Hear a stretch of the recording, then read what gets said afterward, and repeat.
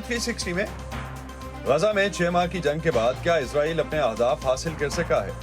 गजा के शहरियों को जंगबंदी के लिए कितना इंतजार करना होगा और इस लड़ाई में मुस्लिम दुनिया का क्या किरदार रहा, बात करेंगे आज के शो में।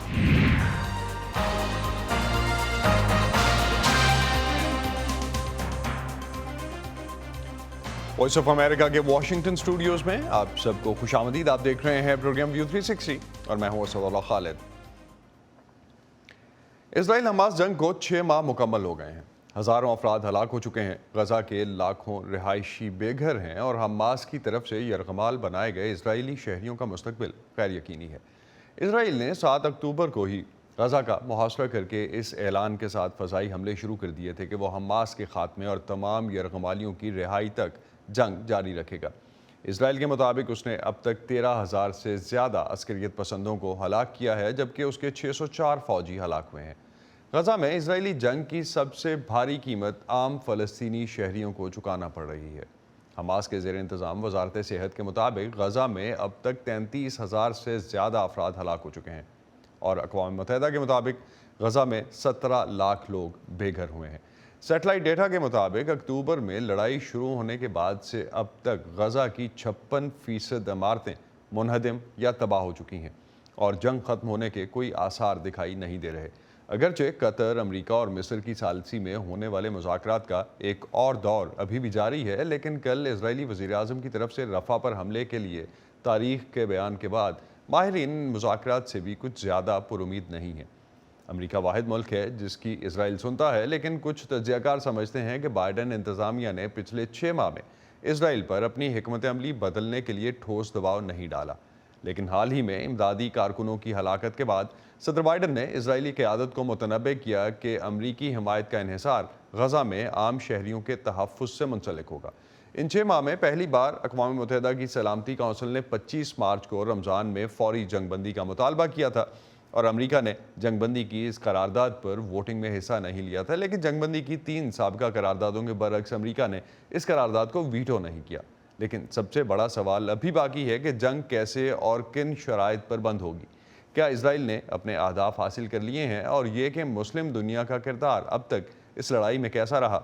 आज के शो में इसी पर बात करेंगे। इसराइली वज़ीर-ए-आज़म बेंजामिन नेतन्याहू ने कल अपने बयान में कहा कि हमास के खिलाफ लड़ाई को 6 माह मुकम्मल होने पर भी गजा में जंगबंदी नहीं होगी। उनका ये बयान एक ऐसे वक्त में आया है जब गजा जंग में आम शहरियों की बड़ी तादाद में हलाकत पर इसराइल के खिलाफ आलमी सतह पर दबाव में मुसलसल इजाफा हुआ है।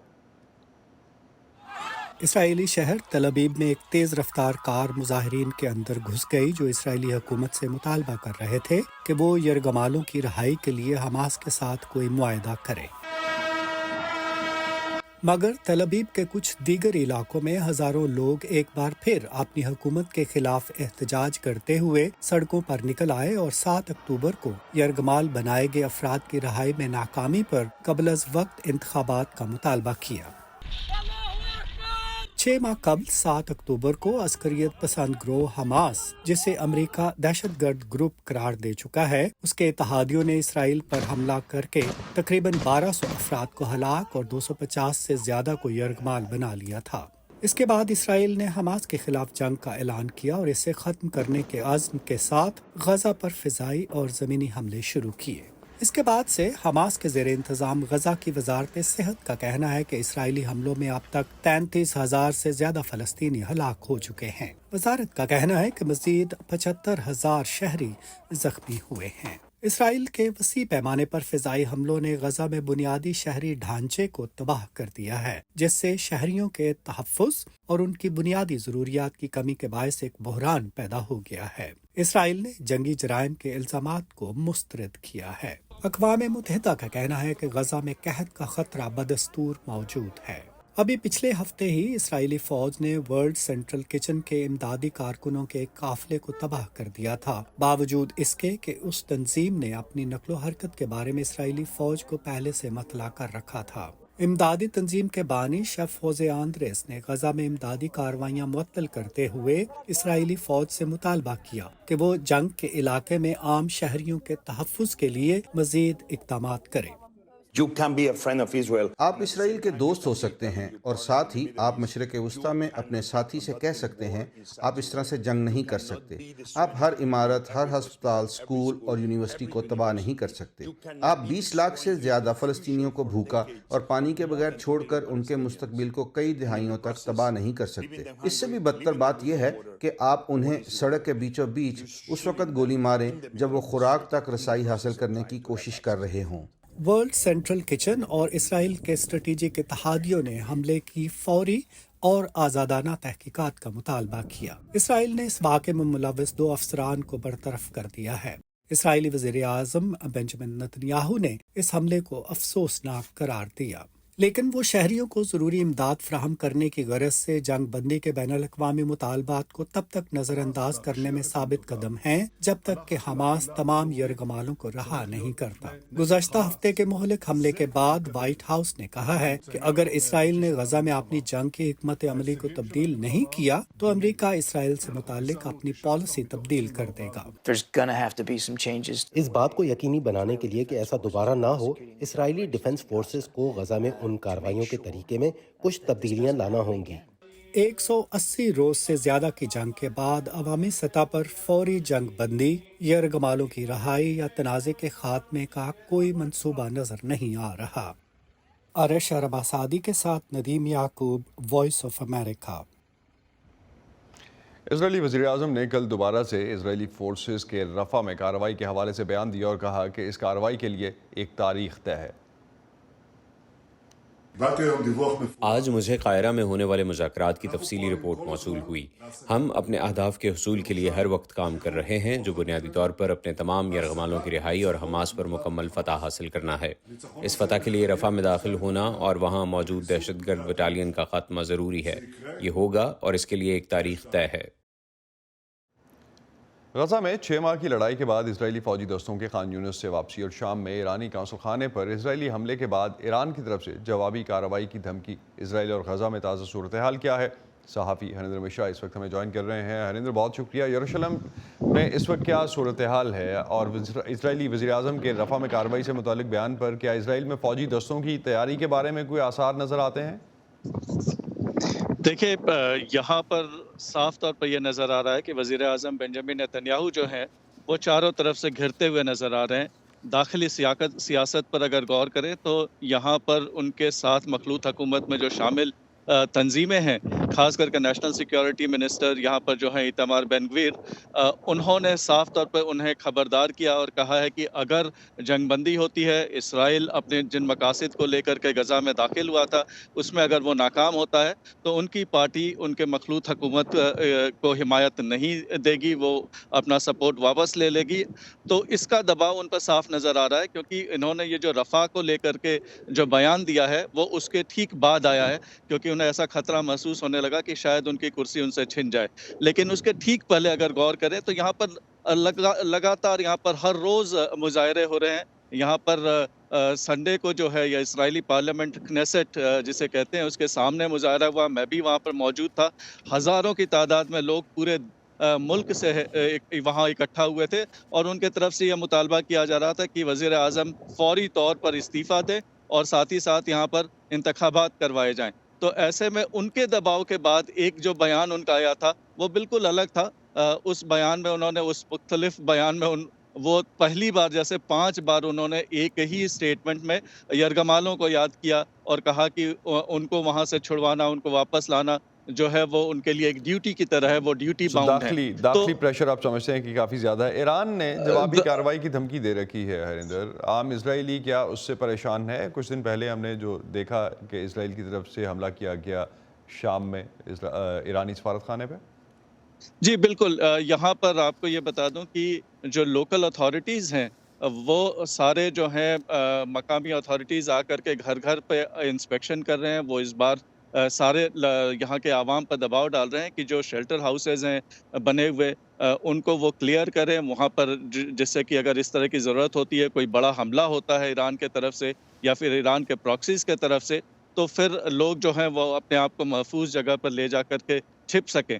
تو اس طرح کی تیاریوں کو دیکھ کر کے یہ صاف نظر آ رہا ہے کہ عوام کا جو موڈ ہے وہ بالکل اسی طرح کا ہے. ایک طرح سے لوگ جو ہیں وہ اس طرح کے خدشات صاف طور پہ نظر آ رہے ہیں اور لوگ جو ہیں وہ کسی حد تک تھوڑے گھبرائے بھی نظر آ رہے ہیں. لیکن ساتھ ہی ساتھ یہ بھی انہیں تسلی دینے کی کوشش ہو رہی ہے اسرائیلی دفاعی ذرائع کی طرف سے کہ ان کی تیاری مکمل ہے اور اس طرح کا کوئی حملہ ہریندر، ہوتا ہے تو وہ ایک چیز اگر ہم اوورال 6 ماہ ہو گئے اس لڑائی کو، عام اسرائیلی لڑائی جاری رکھنے کے لیے کیا حمایت کر رہے ہیں ابھی بھی؟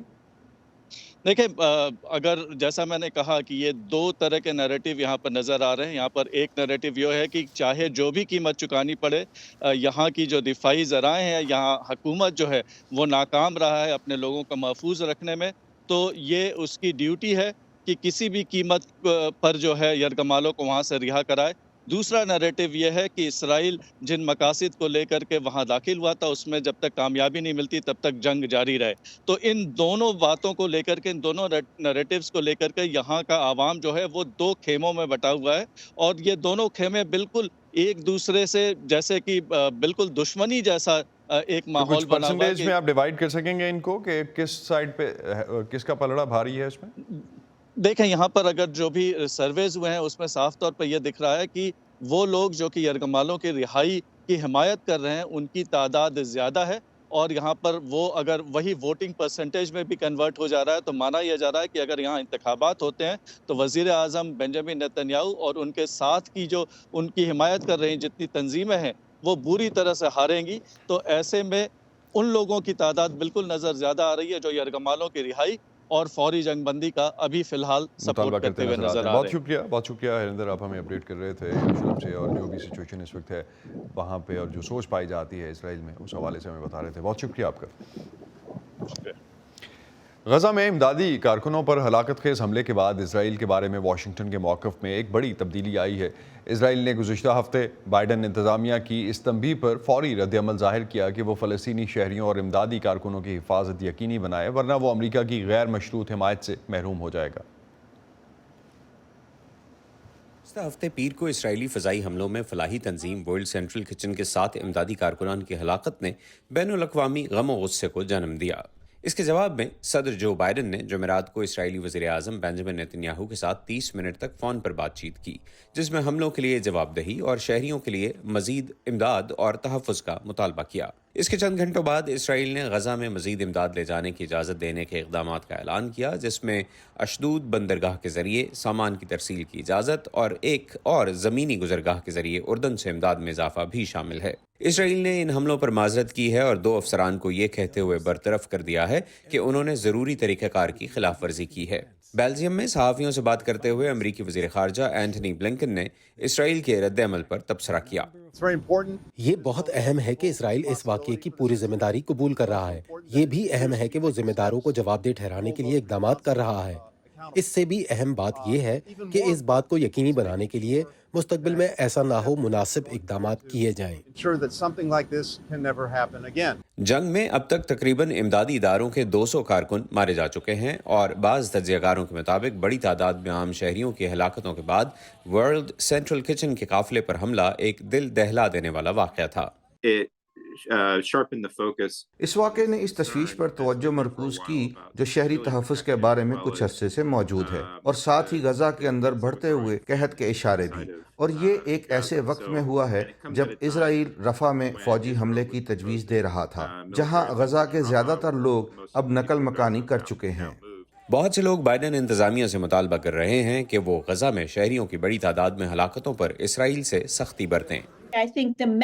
مجھے لگتا ہے کہ پیغام آخرکار وضاحت، درستگی اور اجلت کے ساتھ پہنچا دیا گیا ہے. آیا یہ موصول ہوا ہے اور نیتن یاہو اور اسرائیلی حکومت کیا اقدامات کرنے جا رہی ہیں یہ دیکھنا باقی ہے، کیونکہ یہ ابتدائی اقدامات محض فوری رد عمل ہیں، نہ کہ پالیسیوں اور طریقہ کار پر مکمل نظر ثانی اور احتساب جس کی ضرورت ہے. گزشتہ ہفتے کے اوائل میں مظاہرین نے اسرائیلی پارلیمنٹ میں خلل ڈالا تھا. یہ احتجاج وزیر اعظم بنجامن نیتن یاہو پر اسرائیلی یرغمالوں کو واپس لانے میں ناکامی پر بڑھتے ہوئے دباؤ کو نمایاں کرتا ہے. 100 سے زیادہ اسرائیلی اب بھی امریکی نامزد کردہ دہشت گرد گروپ حماس کے زیر حراست ہیں. سنڈی سین کے ساتھ محمد عاطف، وائس آف امریکہ. اس جنگ میں اسرائیل کے اہداف پورے کرنے میں غزہ اور غزہ کے شہری مسلسل ہلاک ہو رہے ہیں۔ جنگ بندی کیسے ممکن ہے اور کیا خطے کے ممالک نے وہ کردار ادا کیا ہے جو وہ اس جنگ کو روکنے میں کر سکتے تھے؟ اس پر بات کرنے کے لیے عالمی امور کی ماہر پروفیسر طلعت وزارت اس وقت ہمیں کراچی سے جوائن کر رہی ہیں۔ بہت شکریہ پروفیسر۔ اسرائیل کے دعوے جن میں غزہ میں سرنگوں کا نظام تباہ کرنے سے لے کر 13,000 حماس کے عسکریت پسند مارنے کے دعوے بھی شامل ہیں، آپ کو لگتا ہے درست ہیں؟ جی نہیں، مجھے لگتا ہے کہ یہ درست نہیں ہے۔ اسرائیل کے میں اصل میں مڈل ایسٹ کا مطالعہ بہت عرصے سے کر رہی ہوں، اور میری نظر میں اسرائیل کی کریڈیبلٹی بہت لو ہے، اور میرا خیال ہے کہ وہ لوگ اس بات کو ماننے سے انکار کرتے ہیں شاید کہ انہوں نے 33,000 سے زیادہ فلسطینی سویلینز کو شہید کیا ہے، جن میں سے آدھے سے زیادہ more than 50% are children and women۔ تو یہ ایک اسرائیل کا یا زائنسٹ اینٹی کا ایک بہت بڑا کریڈیبلٹی گیپ ہے۔ آپ کے خیال میں یہ دعوے ان کے جو ہیں وہ ٹھیک نہیں ہیں؟ پروفیسر، اس جنگ کے شروع ہونے کے چند مہینوں میں OIC کے چند بیانات آئے، اب تو وہ بھی آنا بند ہو گئے ہیں، ایسا کیوں ہے؟ جی ہاں، میرا خیال ہے کہ میں نے یہاں پر 5 پوائنٹس لکھے تھے، میں ان میں سے ایک پوائنٹ پہ اس وقت بات کروں گی آپ کے سوال کے جواب میں۔ جی پلیز۔ میرا خیال ہے اس پورے واقعے میں مغربی ممالک کی تو دوغلا پن سامنے آیا تھا، لیکن میں یہ بھی کہوں گی کہ مسلم ممالک، بہت سے مسلم ممالک ہیں جن کا دوغلا پن سامنے آیا اس وقت جب کہ فلسطینی بھوک کا شکار تھے، پانی نہیں تھا، پیاس کا شکار تھے، ان کے پاس دوائیں نہیں تھیں، آپریشنز کیے جا رہے تھے بغیر پیشنٹ کو بے ہوش کیے ہوئے۔ اس وقت چند مسلم ممالک نے ایک لینڈ کوریڈور کھولا ہے اسرائیل کو ادویات، خوراک اور پانی پہنچانے کے لیے، کیونکہ ریڈ سی کٹ چکا تھا، وہاں سے اسرائیل کو نہیں آ رہی تھی کوئی سپلائیز، تو ان ممالک نے ایک لینڈ کوریڈور شروع کیا۔ فلسطینیوں کے لیے یہ کچھ نہیں کر رہے تھے، اور اسرائیل کے لیے فوراً یہ لینڈ کوریڈور آپ کہہ رہی ہیں کہ شروع کیا انہوں نے؟ جی ہاں، اور ایک دم ایکٹیو ہو گئے۔ تو میرا خیال ہے کہ ان کی جو خاموشی ہے، OIC جو ہے اس کے بارے میں ایک پاکستانی مفکر ہیں، انہوں نے بڑے اچھی طرح سے ڈسکرائب کیا تھا، وہ کہتے ہیں OIC۔ سو یہ بیسیکلی آپ کو لگتا ہے کہ وہی رول ہے، اور دونوں کی طرف سے مغربی ممالک اور عالمی برادری اور مسلم ممالک کی طرف سے آپ کے خیال میں جو ہے وہ رول اپنا پلے نہیں کیا گیا؟ بہت شکریہ پروفیسر وزارت آپ کا، آپ ہمارے ساتھ تھیں۔ اس بارے میں مزید بات کرتے ہیں۔ پروفیسر عادل نجم ہمیں جوائن کر رہے ہیں، بوسٹن یونیورسٹی سے منسلک ہیں اور WWF یا ورلڈ وائڈ لائف فنڈ کے صدر ہیں۔ بہت شکریہ عادل۔ اسرائیل نے خان یونس سے جو فوجیں واپس بلائی ہیں، کیا اس میں جنگ بندی پر کوئی آپ کو امید بنتی نظر آتی ہے؟ میرے خیال میں دیکھیں، ہم جیسے آپ نے کہا کہ 6 مہینے ہو گئے، اس وقت کوئی امید نظر نہیں آتی۔ یہ جو ہم چیزیں دیکھتے ہیں، چھوٹی سی آپ نے موو ادھر کر دی، چھوٹی سی ادھر کر دی، ایک انسیڈنٹ ہو گیا ورلڈ کچن کے ساتھ، تو اس کی جواب میں آپ نے تھوڑا سا کھول دیا، لیکن اس وقت آپ کو کوئی ایسی چیز نظر نہیں آ رہی کہ سیریس انٹینشن ہو اس کانفلکٹ کو ختم کرنے کی کسی کی طرف سے۔ یقیناً اسرائیل کی طرف سے تو بالکل بھی نہیں۔ خطے کی آپ نے پہلے بات کی، آپ امریکہ کی بات کر سکتے ہیں، ویسٹ کی بات کر سکتے ہیں۔ اگر کوئی ایک جگہ ہے اس وقت عالمی سطح پہ جہاں ایٹ لیسٹ بات ہوتی ہے کہ یار اس کا کچھ کرو، that is the United nations, اور خصوصاً یونائٹڈ نیشنز کے سیکرٹری جنرل۔ لیکن یونائٹڈ نیشنز کو بھی سن کون رہا ہے، وہ ایک الگ ڈیبیٹ ہے۔ ماڈرن ڈے ورلڈ میں عادل 6 ماہ سے ایک محصور علاقے میں عام شہری مارے جا رہے ہیں، بین الاقوامی دباؤ کے باوجود یہ جنگ رک کیوں نہیں سکی آپ کے خیال میں؟ یار کاش اس کا سوال کا ایسا سوال ہوتا جس کا میں جواب دے سکتا یا کوئی بھی جواب دے سکتا۔ I think this is a blot on humanity.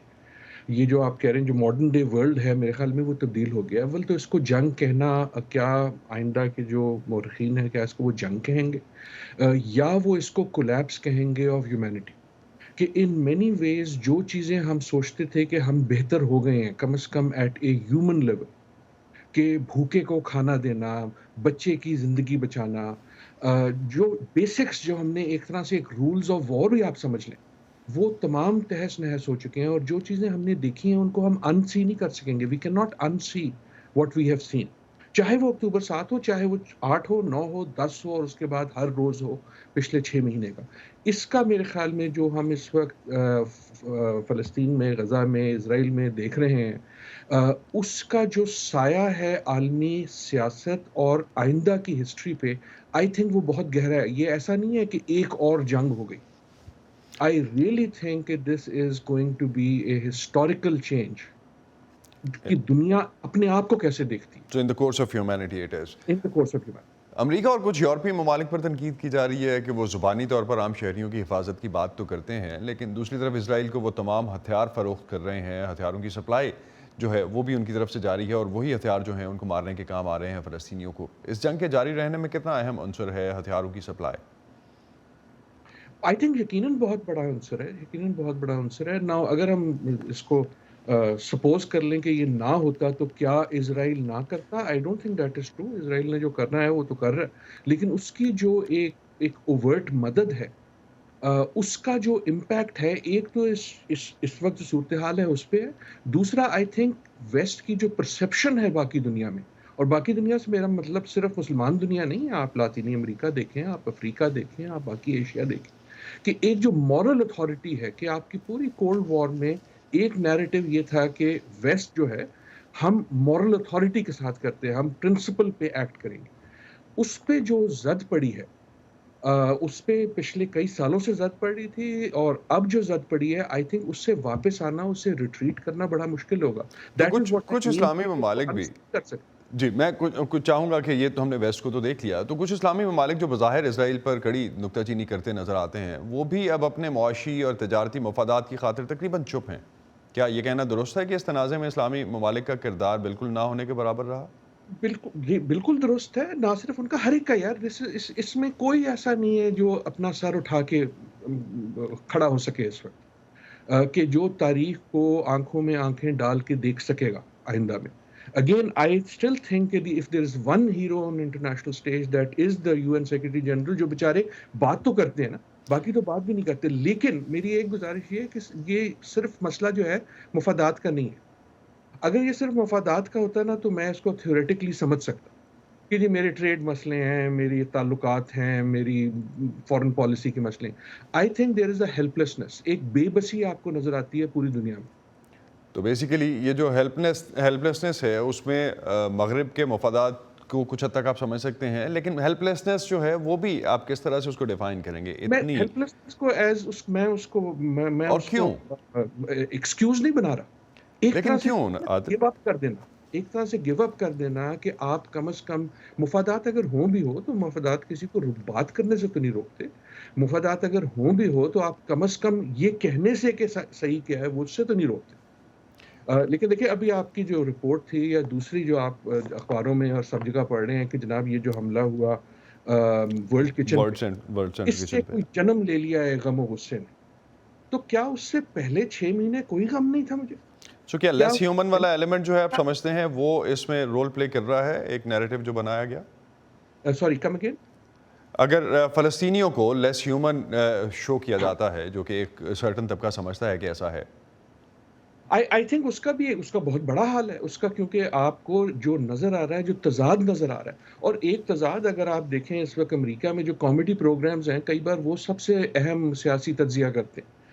اگر وہ جان سٹورٹ ہوں جو ظاہر یہ کرتے ہیں کہ یار جو بات ہم کرتے ہیں یوکرین پہ اور پھر جو بات ہم کرتے ہیں فلسطین میں، ان کا تضاد جو ہے وہ اب ایک نہ صرف کانٹرڈکشن ہے، وہ ایک مذاق بن گیا. سو وہی ایک مذاق جو ہے وہ شاید پوری دنیا کے ساتھ اس وقت ہو رہا ہے، جس پہ کوئی ہم دیکھ رہے ہیں کہ رسپونڈ نہیں کر پا رہا کوئی بھی. بہت شکریہ پروفیسر عادل، آپ ہمارے ساتھ تھے.